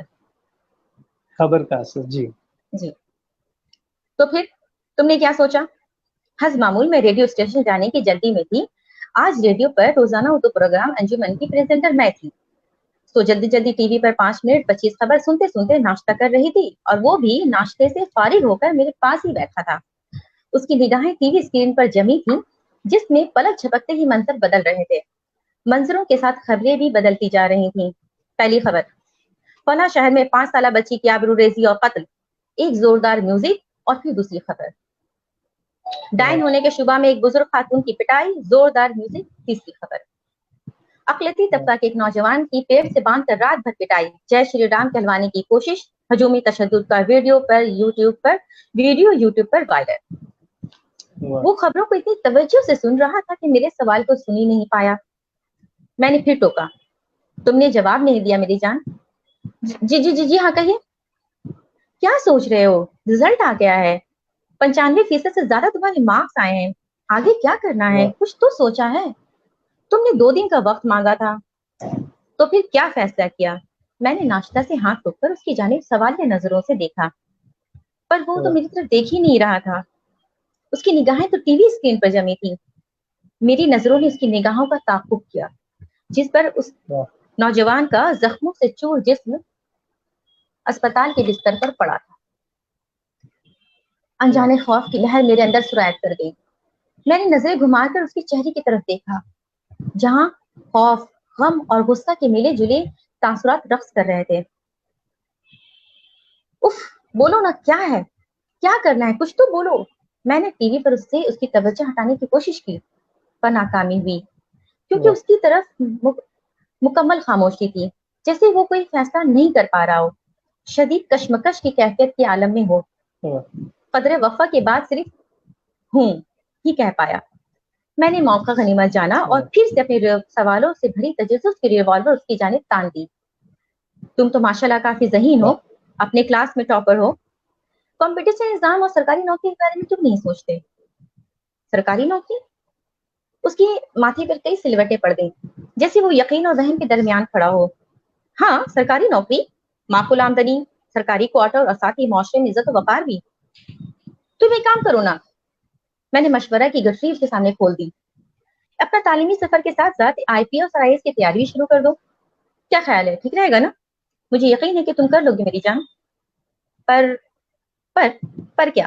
ارے بھائی چند سالوں کی محنت, زندگی بھر کوئی ٹینشن نہیں, بڑھاپا بھی سیکیور. میں سوچ رہا تھا کہ آگے کی اسٹڈی کسی باہری ملک میں جا کر کروں. اس نے مجھ سے نگاہیں چراتے ہوئے جھجکتے ہوئے کہا. میں نے ایک سردار کھینچی. تو تم نے اتنے غور و خوض کے بعد یہ فیصلہ کیا؟ اچھا تو بتاؤ کہاں جاؤ گے؟ کہیں بھی. ہم سبھی دوستوں نے سوچا ہے کہ اسٹڈی ویزا پر بیرون ممالک چلے جائیں گے, وہیں جا کر تعلیم حاصل کریں گے اور کوشش کریں گے کہ وہیں کوئی نوکری کر پی آر حاصل کر لیں. مجھے جھٹکا سا لگا. یعنی تم مستقل طور پر کسی دوسرے ملک میں سیٹل ہو جانا چاہتے ہو, اور میں نے اپنے وجود میں ہزاروں کرسیاں چھپتی ہوئی محسوس کی. بڑی مشکل سے میری زبان سے نکلا, تم ہمیں یہاں تنہا چھوڑ کر دور دیش سے اپنی دنیا بسا لو گے, اور یہ فیصلہ تم نے صرف 17 سال کی عمر میں کر لیا. اس نے تڑپ کر میری جانب دیکھا اور کہا, آپ نے سوچا بھی کیسے کہ میں آپ لوگوں کو چھوڑ دوں گا؟ اس کی آنکھوں میں میری محبت کی نمی میری محبت نبی بن کر ٹہلنے لگی. پیار ملتے ہی میں آپ سبوں کو وہاں بلا لوں گا. پر اس کی کیا ضرورت ہے میرے لال؟ ایسا کیا ہے غیر ملک میں جو اپنے ملک میں نہیں ہے؟ یہی تو مسئلہ ہے تمہاری جنریشن کا. تم لوگ ٹی وی اور فلموں میں غیر ممالک کی چکاچوند اور دل فریب دنیا دیکھ کر فیصلہ کر لیتے ہو, پر یاد رکھو دل کا ڈھول سہانا ہوتا ہے. ایسا نہیں ہے, میں آپ کو کیسے سمجھاؤں؟ الجھن اس کے چہرے سے صاف جھلک رہی تھی. ایسا لگ رہا تھا وہ جو کہہ رہا ہے وہ کرنا نہیں چاہتا, پر کوئی طاقت ہے جو اسے مجبور کر رہی ہے. تم مجھے کیا سمجھاؤ گے؟ میں نے زندگی کے 40 سال یوں ہی نہیں کاٹے. میں نے بہت کچھ دیکھا ہے, بہت سمجھا ہے. تم مجھے زیادہ سمجھانے کی کوشش مت کرو. میں نے غصے میں گرم گرم چائے حلق میں ڈال دی. میرا دماغ سائنس ہے کر رہا تھا. تم تو کہیں بھی جا کر بس جاؤ گے. نئی مٹی سے رشتہ تم جوڑ سکتے ہو. ہم تو جہاں ہیں, جہاں بھی جائیں گے یہ مٹی ہمارے جڑوں سے لپٹی رہے گی. ہم چاہ کر بھی اس مٹی سے جدا نہیں ہو سکتے. اس مٹی کی آزادی کے لیے ہمارے آباء و اجداد نے خون بہایا ہے. ان کا جسم اس مٹی میں گھل مل گیا ہے. میں نے بھری بھرے دل سے اسے سمجھانے کی کوشش کی. نہیں امی, میں آپ لوگوں کو تکلیف دینا نہیں چاہتا, پر اس ملک میں رہنا بھی تو نہیں چاہتا. اس نے جھنجھلاتے ہوئے کہا. آخر کیوں؟ کیا ہوا میرے بچے؟ ایسا کیا ہو گیا کہ تم اس ملک سے اپنا رشتہ ہی توڑنا چاہتے ہو؟ آخر تم نے اتنا بڑا فیصلہ کیوں کر لیا؟ یاد رکھو, منزل تک پہنچنے کے لیے صحیح راستے کا انتخاب ضروری ہے. ایک غلط فیصلہ پوری زندگی کا رخ بدل دیتی ہے. میرے اندر کی ماں اور استاد ہی ایک ساتھ بولی. میں اسے سمجھا ہی رہی تھی کہ ٹی وی پر 25واں خبر آ گیا. فلاں گاؤں میں ایک مسلمان کو گائے خرید کر ذبح کرنے کے شبہ میں ہجوم نے پیٹ پیٹ کر ہلاک کر دیا. اس کی آنکھوں میں خون اتر آیا اور میرے وجود میں جیسا خون جم گیا. ختم. بہت خوب, بہت خوب. بہت سے اس بیچ میں ناظرین نے میسیجز کیے ہیں, کمنٹس کیے ہیں. میں ان کا لب لباب آپ کو بتاتا چلوں کہ بہترین پیشکش, انداز بیان خوب, یہ تمام تر لوگوں کے جذبات ہیں جو میں آپ کے روبرو رکھ رہا ہوں. شاذلی صاحبہ نے کہا ہے کہ انداز گفتگو بہت خوبصورت ہے. فہیم اختر صاحب نے کہا ہے کہ عمدہ پیشکش. ٹھیک ہے جی. ولا صاحبہ نے آپ کو کہا ہے کہ بہت ہی خوب. اسی طرح چاہے الہان صاحب ہیں, نسیم صاحب ہیں, فہیم اختر صاحب ہیں, شاذلی صاحبہ ہیں, تمام تر لوگوں نے آپ کی انداز اور آپ کی پیشکش کا بھرپور جو ہے وہ میں کہوں گا کہ حوصلہ افزائی کی ہے اس کی. لیکن میں یہاں بتاتا چلوں کہ یہ جو آپ نے مسائل یا جس طرح کا موضوع آپ نے لیا ہے, یہ اس وقت ہر طرح کے انسان اور ہر جگہ کے انسان کے مسائل ہو سکتے ہیں بے شک, کیونکہ پوری دنیا اسی طرح کے موضوعات کے آگے پیچھے جو ہے گھیری ہوئی نظر آ رہی ہے. لیکن آپ کے انداز گفتگو کا میں یہ ضرور بتاؤں گا کہ ریڈیو کا اثر ہے, کیونکہ جب آپ ریڈیو سے جڑی ہوئی ہیں تو پیشکش ظاہر سی بات ہے, یہ ٹھہراؤ اور یہ تیزی اور یہ پھر اتار چڑھاؤ زیر و بم, یہ سارے کے سارے ریڈیو کی دین ہو سکتے ہیں اور آپ کی اپنی بھی ہو سکتے ہیں. بہرحال بڑا خوبصورت انداز. میں چاہوں گا کہ منٹو کے خاکہ پہ تفصیلاً جو آپ نے مطلب دیکھا ہے کہ منٹو نے جو خاکے لکھے ہیں وہ کس کس شخص پہ کس کس دور میں لکھے ہیں, اگر ان کی بھی تھوڑی سی آپ اس وقت بات کریں تو بہت ہی اچھا ہوگا. آپ نے بہترے پوچھا لوگ ہے مجھ کہ سے پوچھتے ہیں. جی نہیں, آپ سوال کریں. نہیں وہ میں کمنٹس پڑھ رہا تھا, ولا صاحبہ نے کوئی اور کمنٹ کیا لیکن چلا گیا. آپ نے دو سوال کیے کہ انہوں نے کس پر خاکے لکھے, کن کن اشخاص ہاں پر, اور جی دوسرا کہ وہ کس دور میں لکھے. تو جی پہلے دور ہی بتا دیتی ہوں. ہاں منٹو کی پیدائش 1912 میں ہوئی. ابتدائی تعلیم حاصل کی, اس کے بعد وہ اسکول میں گئے, لیکن منٹو پڑھنے میں بالکل اچھے نہیں تھے. وہ خود ہی اپنے ایک خاکہ میں بتاتے ہیں کہ اردو میں وہ 3 بار فیل ہوئے, 10 میں بھی کلاس 10ویں جماعت میں بھی کئی بار فیل ہوئے, اور ایف اے میں بھی. پھر بالکل وہ بیچ درمیان میں تعلیم وہ بیمار بھی پڑے, جو آپ نے بتایا کہ بٹوت گئے. جی جی بٹوت میں بھی کچھ قیام کرنے کے بعد وہ واپس آئے, لیکن اپنے تعلیمی سلسلہ کو بہت دیر تک جاری نہ رکھ سکے. اور ان کی جی ایک سیما بھی فطرت تھی, بہت چنچل سے تھے, ٹک نہیں پاتے تھے کسی چیز پر. یہ بھی کرنا چاہتے تھے, وہ بھی کرنا چاہتے تھے, وہ بھی کرنا چاہتے تھے, اور عمر ان کی ایسی تھی. اور چونکہ وہ ان کی ماں سے ان کی والد صاحب کی دوسری شادی تھی, اور والد ان کے بہت سخت تھے, اور سوتیلے بھائی بہنوں کا رویہ بھی ان کے ساتھ اچھا نہیں تھا. تو یہ ساری چیزیں نے مل کر ایک ایسا منٹو کو, سعادت حسن کو منٹو بنا دیا.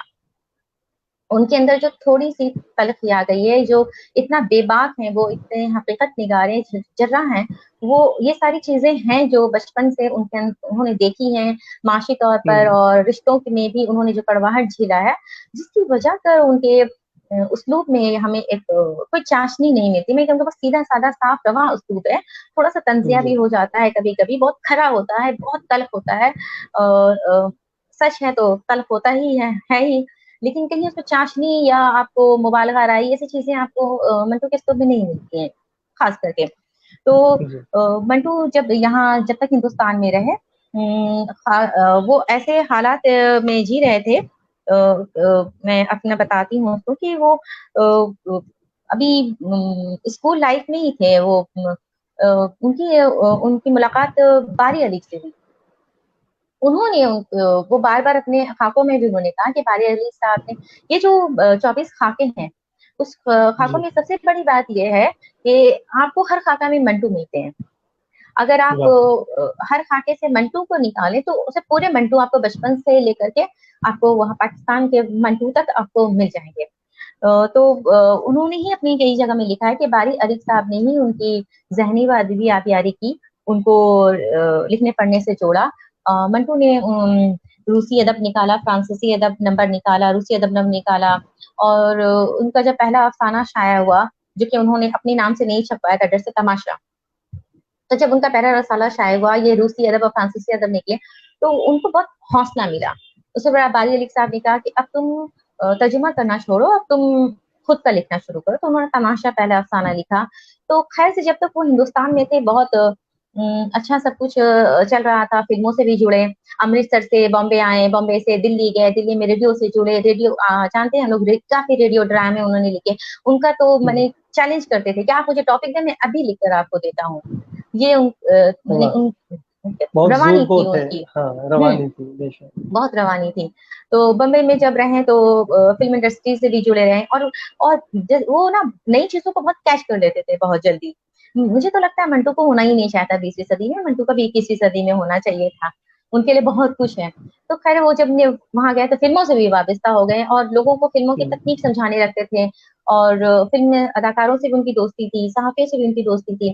وہ بہت سارے ایسے رسالوں سے جڑے ہیں جسے نیم ادبی و صحافتی رسالہ کہتے ہیں, یا نیم جی ادبی و فلمی رسالے اس وقت زیادہ آتے تھے.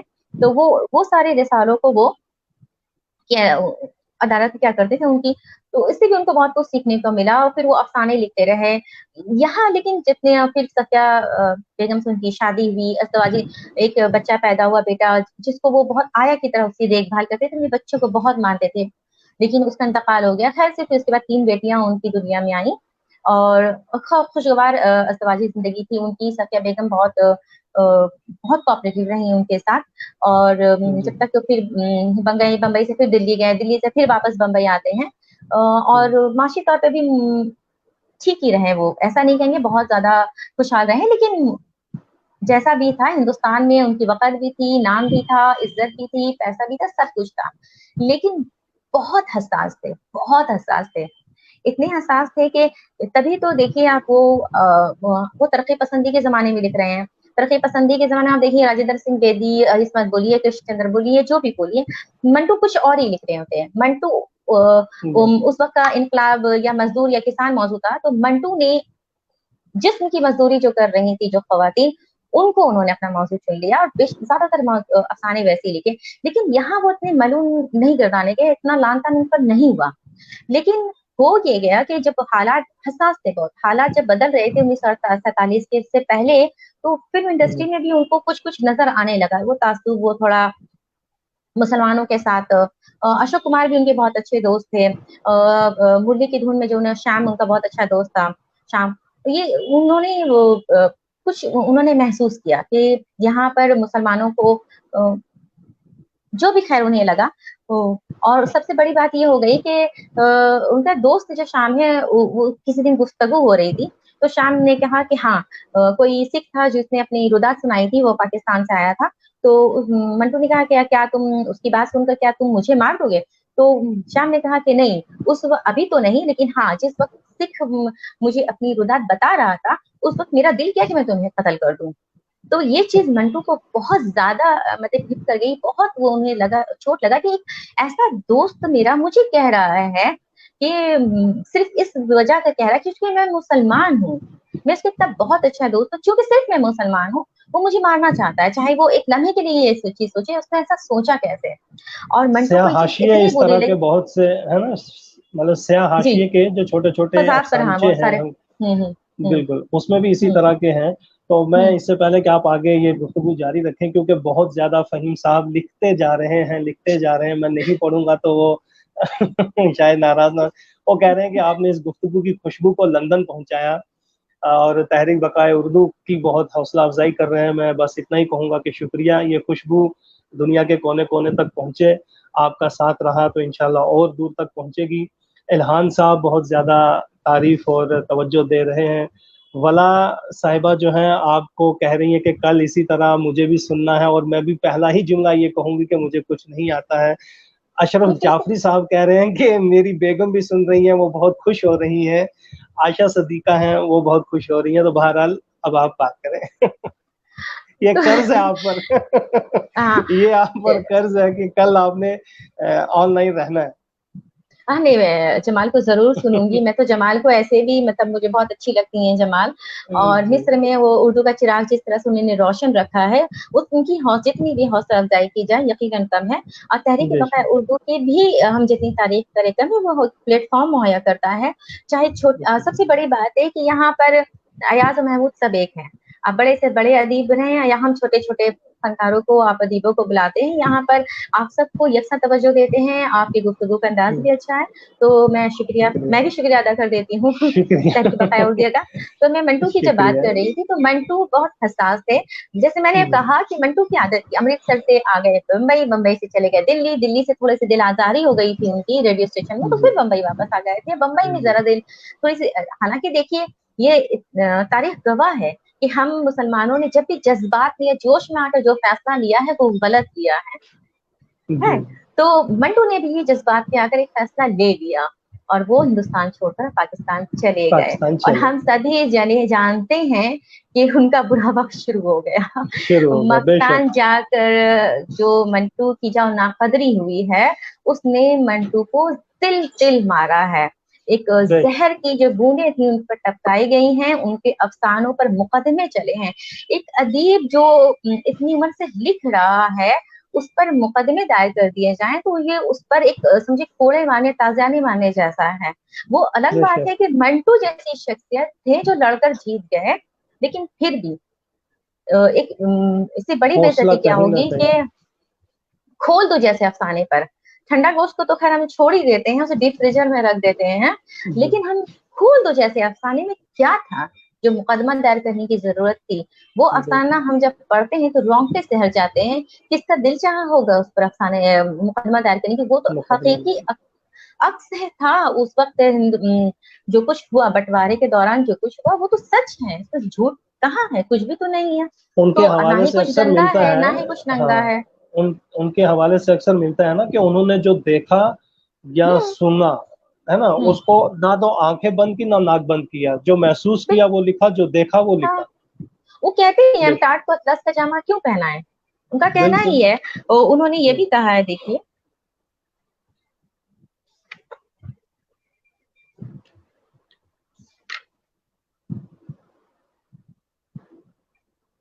क्योंकि सच जब भी बोला जाएगा वो कहीं ना कहीं लोगों को चुभेगा, वो बुरा लगेगा। अब जाहिर सी बात है, तो गंदगी का ढेर देख के लोग आंख बंद कर देते हैं, नाक बंद कर देते हैं। उन्होंने हमारे समाज के अंदर जो गंदगी थी, जो जिस तरह के हम कह सकते हैं कि जराइम थे या जिस तरह के जो हम्म हम्म कारनामे अंजाम दिए जा रहे थे, तो उनकी अक्कासी हम्म उन्होंने की तो लोगों को बुरा हम्म। लगा, जाहिर सी बात। तो उन्होंने जब अफसाने लिखे, तो अफसाने तो लिख ही रहे थे, वहां पर उनके अफसानों पर मुकदमा दायर हुआ, तो वो फिर उन्होंने खाका लिखना शुरू किया कि जी किसी तरह तो उनको अपनी फैमिली भी चलानी थी और खुद को किसी जी तरह जिंदा रखना था उन्हें। तो उन्होंने बेशक। खाको जब लिखना शुरू किया तो खाकों पर भी लान तान होने लगे, उन पर भी जी बहुत सारे खतूत आने लगे कि ये क्या कर रहे हैं, बेशक। या अपने दोस्तों की जिंदगी को यूं पामाल कर रहे हैं। तो वो, हालांकि जब देखिए आगा अशर काश्मीरी पे जो आया था उनका खाका लिखा खाका। उन्होंने, तो हाँ, तो देखिएगा कि आगा हशर जो थे जैसे थे उन्होंने बिल्कुल वैसे ही पेश किया है, उन्होंने उसमें जी जरा सा भी तसन्नो को नहीं बरता।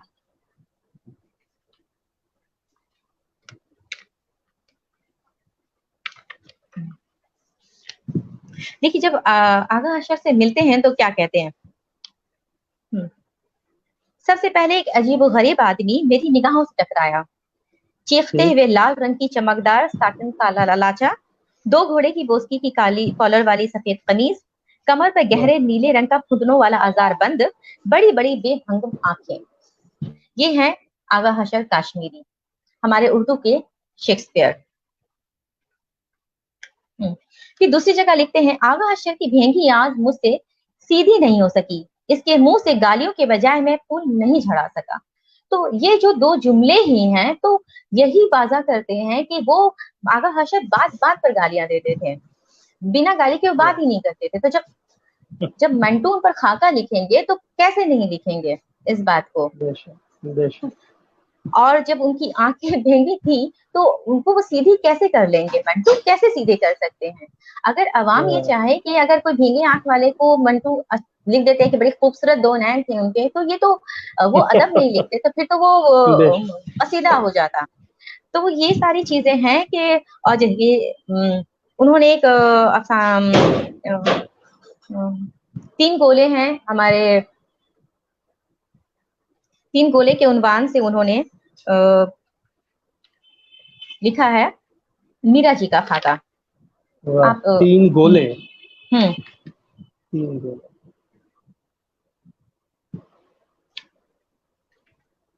देखिए मैं इख्तबासात आपको दिखाती हूँ थोड़े से। जी जी जब वो तीन गोले जब उन्होंने उन पर लिखा, तो हम सभी जानते हैं मीरा जी क्या थे और उन्होंने अपनी जिंदगी कैसी गुजारी।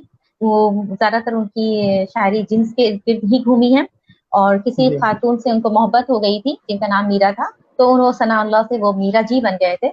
और उन्होंने बहुत हाँ, खैर से उन्होंने जिस किस्म की तरक्की पसंदी के जमाने में उन्होंने हल्का रबाब ज़ौक़ से रब्ता रखकर उन्होंने जिस तरह की नूम राशिद और मीरा जी ने शायरी की है, वो हम सभी जानते हैं। इसके ऊपर हम मैं ज्यादा रोशनी नहीं डालूंगी क्योंकि उनकी शायरी मेरा मौजू नहीं है। लेकिन जब उन पर खाका लिखा गया तो ये सारी चीजें, क्योंकि खाका कोई अफसाना नहीं होता, उसमें अफसाना निगार या खाका इसमें निगार अपनी तखय्युल हकीकत, या हाँ कुछ वो वो तखय्युल अपनी से चीजें काम नहीं लेंगे, डाल यहाँ सकता। तो हकीकत पेश करना है। वहाँ कोई किरदार फर्जी नहीं होता। आप अफसाने में किरदार फर्जी ले सकते हैं, कुछ आप बेशक। आगे पीछे कर सकते हैं, लेकिन आप खाका में बिल्कुल ऐसा नहीं कर सकते। खाका का जो किरदार है वो बिल्कुल ओरिजिनल होता है, उसमें जो कुछ भी होती है आपको उसे दिखाना है। यहाँ तो जब कद और रंग भी दिखाना पड़ेगा, कद था, रंग था, खुल है ना। हुलिया भी बताना पड़ता है। तो अब जो बिल्कुल। जैसा है, तो और चूंकि मंटू थे, मंटू की आदत है जो जैसा देखेंगे वैसा कहेंगे। उन्होंने कभी स्याह को जी सफेद नहीं जी कहा, सफेद को स्याह नहीं कहा। तो जब उन पर एतराजात होने लगे, रिसाला आफाक में उनकी ये तीन गोले जब शाये हुआ, तो उसके एडिटर को बहुत खतूत आने लगे। तो उसका जवाब देते हैं, ये गंजे फरिश्ते खाकों का मजमुआ है, गंजे फरिश्ते मंटू के खाकों का मजमुआ है। तो जी उसके जी मुकदमा में जी मंटू लिखते हैं, मैं ऐसी दुनिया, ऐसे महज़िब मुल्क पर, ऐसे महज़िब समाज पर हजार लानत भेजता हूँ जहाँ ये उसूल हो हाँ के हाँ मरने के बाद हर शख्स का किरदार तशख़्ख़ुस की लॉन्ड्री में भेज दिया जाए, और जहाँ वो धुल भुलाकर आए हाँ, और रहमतुल्लाह अलैह की खूंटी पर लटका दिया जाए। तो ये वाह चंद जुमलों से ही समझ में आ जाता है कि मंटू की सोच क्या थी। वाह। तो हम उसे उम्मीद ही नहीं कर सकते हैं कि वो एक ऐसा खाका लिखते जिसमें सबको खुश करने वाली बात होती। उन्होंने जिसको भी जो भी आया है उसका मुंडन हुआ है और बहुत सलीके से उन्होंने सबका मुंडन किया है और सब खुद पर भी लिखा है और अपनी हजामत भी बड़ी अच्छे से बनाई है। बहुत ही इनके खूबसूरत। हाँ जी, अगर आप मंटू को पढ़ें और उनके खाकों को नहीं पढ़ेंगे तो आप मंटू को पूरा नहीं पढ़ पाएंगे। मंटू को देखना हो, समझना हो तो आपको उनको खाके पढ़ने होंगे। और उन्होंने ये जो खाके लिखे, कुछ उनके अदबी दोस्त थे, जैसे कि मैंने अभी मीरा जी का नाम लिया, इसमें चौथाई थी, और कुछ फिल्म स्टार्स थे, नरगिस है, अशोक कुमार हैं, और सहाफियों में से बारी अली थे। इन सबों पर भी उन्होंने खाका लिखा है। तो या उनके खाकों में आपको फिल्म इंडस्ट्री भी दिखने को मिलती है, अदबी दुनिया भी देखने को मिलती है, और कुछ सहाफत का रंग भी झलकता है। अच्छा, बेशक, यानी मंटू ने अगर औरों पर खाके लिखे हैं तो आज मंटू पर भी फिल्में बनाई गई हैं। आपने देखा होगा हिंदुस्तान में भी फिल्म बनी है 2018 में, और मेरे ख्याल 15 के आसपास पाकिस्तान में भी बनी है, 2015 में पाकिस्तान में भी बनी है। तो गोया के ये इतना मुतहर्रिक और इतना जानदार किरदार रहा है अफसानवी दुनिया में कि जिसे उस वक्त तो जीते जी उतना नहीं लोगों ने चाहा, सराहा या इस तरह नहीं देखा जैसे देखा जाना चाहिए था। आज उनके फन की कदर जो है की जा रही है, ये बहुत बड़ी बात है। बहुत से लोगों के इस बीच में और बहुत से अच्छे अच्छे मयारी जो हैं कमेंट्स आए हैं, क्योंकि गुफ्तगू जारी थी आपकी, मैं नहीं चाहता था कि ये बीच में कथा कलामी हो।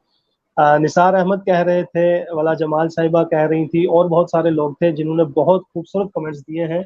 इनको हम लाइव खत्म होने के बाद देखेंगे और रिप्लाई करेंगे। और आप बहुत खूबसूरती से इस मौजू को आगे लेके जा रही हैं। मैं चाहूँगा कि हमारी जो मौजूदा नस्ल है और जो आइंदा नस्ल है, ये पैगाम तहरीक बकाए उर्दू से जाना चाहिए कि सोफिया शीरीन साहिबा जो हैं उर्दू के लिए क्या चाहती हैं।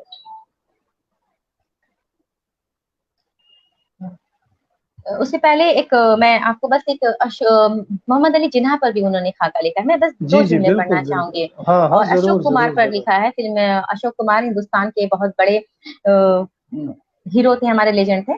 तो उनमें से दो जुमले पढ़ के मैं बताऊंगी कि किस तरह से वो सिर्फ चंद जुमलों में पूरे किरदार को हमारे सामने लाते हैं।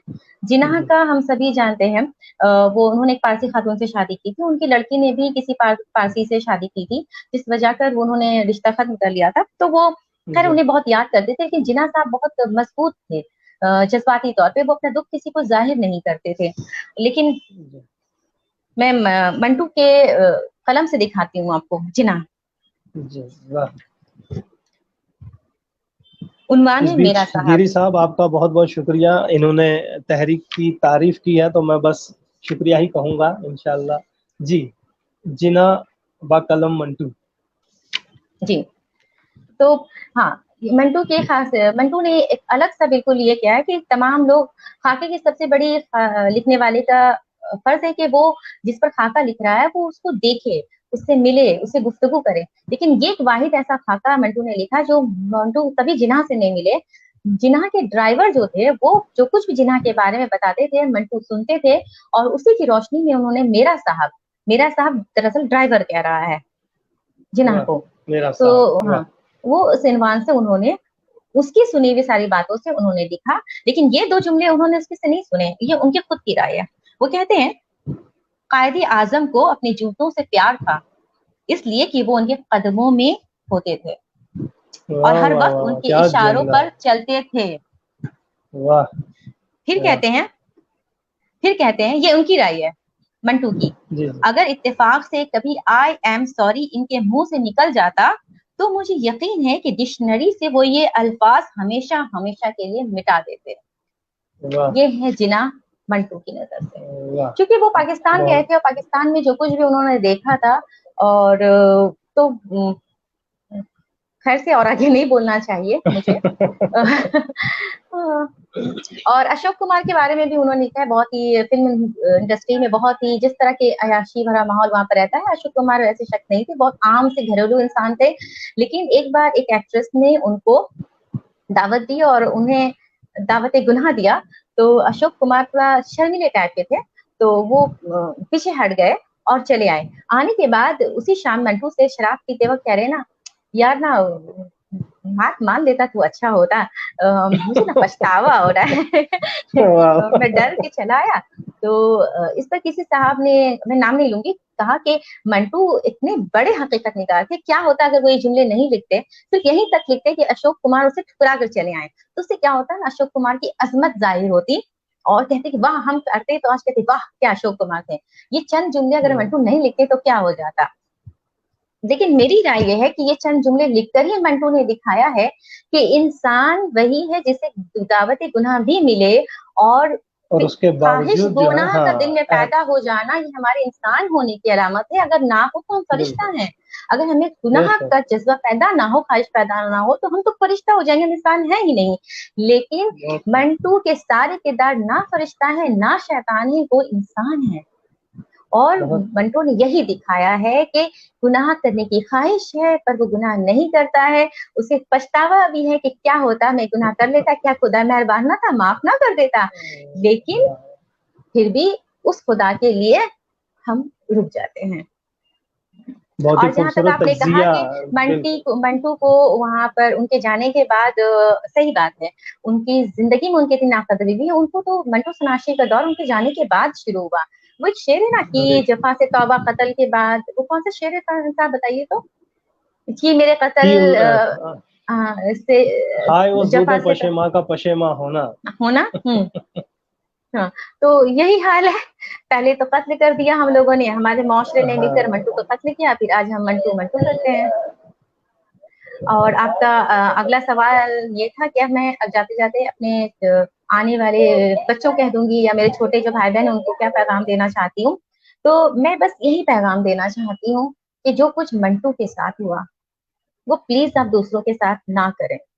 मंटू जैसे आज भी बहुत सारे फनकार हैं, आप उन्हें तलाशें, उन पर काम करें, उन्हें हमारी जरूरत है। बस बड़े बड़े लोगों पर जिन पर काम हुआ है आप उन पर मत काम करें, आप ढूंढ ढूंढ कर निकालें जिन पर काम नहीं हुआ है। एक मुहक्किक, एक नाक़िद होने के से हमारा यही फर्ज है। बहुत ही खूबसूरती से आपने मुख्तसर से लफ्जों में जो है बहुत बड़ी बात कह दी है कि नए गोशों पे नई बात करें, बल्कि ऐसे ऐसे लोग सामने लाएं कि जो मंजर आम पर नहीं है। ये जाहिर सी बात है कि बहुत से बेहतरीन अशार जो हैं, चाहे हमसे छोटे हों या हमसे बुजुर्ग हों, लिख जाते हैं, लेकिन हमें उनका नाम या हम कहेंगे कि उनका वो मुकाम मुतय्यन करने में बहुत आर से महसूस होती है कि भाई ये वो शख्स नहीं है। तो बहरहाल अदब का मयार बुलंद करने के लिए हमें अलग अलग गोशों तक और अलग अलग लोगों तक, और ख़ास करके जो गोशा नशीन होते हैं उन तक पहुंचना ज़रूरी है। मैं वाला साहिबा का बहुत बहुत शुक्रगुजार हूँ, वो लगातार मेहमान और मेज़बान दोनों की तारीफ कर रही हैं।